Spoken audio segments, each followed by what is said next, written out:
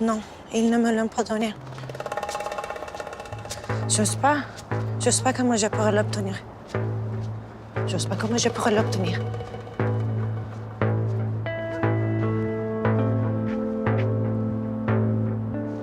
On parle plus tard. Je te rappelle.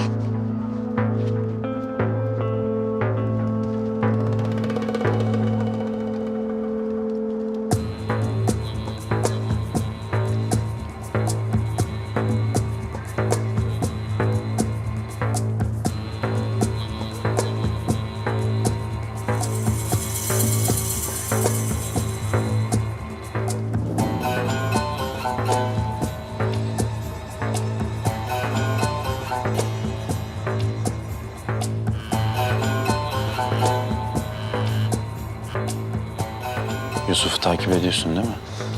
Evet, peşindeyim. Yine gazeteci kızla buluştu. Komutanım gazeteci kız olmuşmuş. Tamam. Takip etmeye devam etsin. Gazeteci kıza dikkat edelim. Sen de git yanına.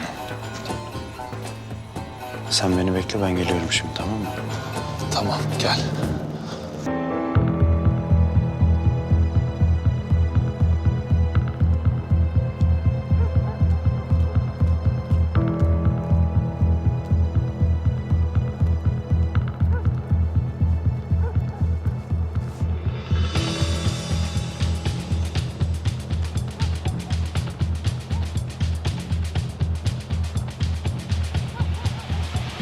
Şşt gazeteci. Ay, sen miydin ya? Konuşmamız lazım.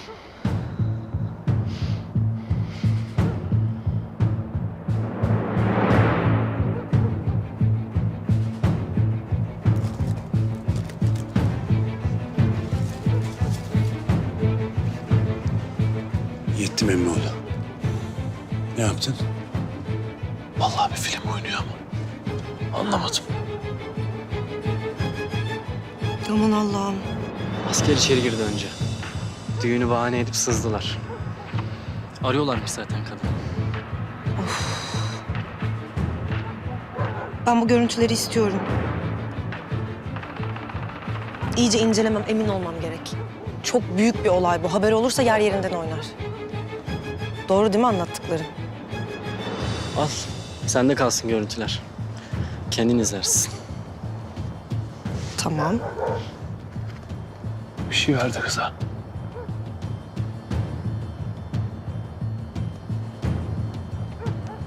İyi de sen neden bana bunu veriyorsun? Çolak'la görüşmek istiyor musun? Evet. Yine de emin olmam lazım. Askerin bu katliamına haber yapacak cesaretin yoksa başkasına göndeririz. Sadece emin olmak istiyorum. Benim kimseden korkum yok. Göreceğiz. Sen şu Yusuf'u takip et. Ben de şu gazeteci kıza bakayım ne ayakmış. Tamam. Sonra seni bulurum.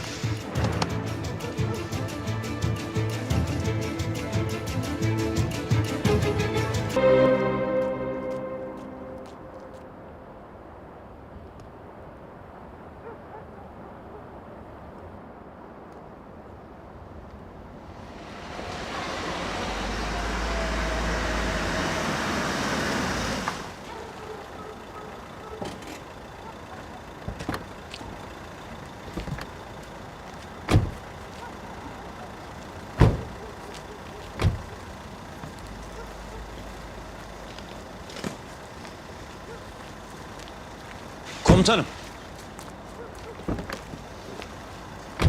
Ateş. Ne işin var burada? Hiç komutanım, öyle geçiyordum, bir uğrayayım dedim. Komutanım gazeteci kızı takip ediyorum, bu otelde kalıyor. Bizimkiler de bu gece burada kalacak. Yarın İstanbul'a dönüyorlar. İyi akşamlar efendim, nasılsınız? İyi akşamlar, merhaba. Siz nasılsınız? Teşekkür ederim, ben de iyiyim. Komutanım ben müsaadenizi isteyeyim, Yasin beni bekliyordur. Tamam. Hadi.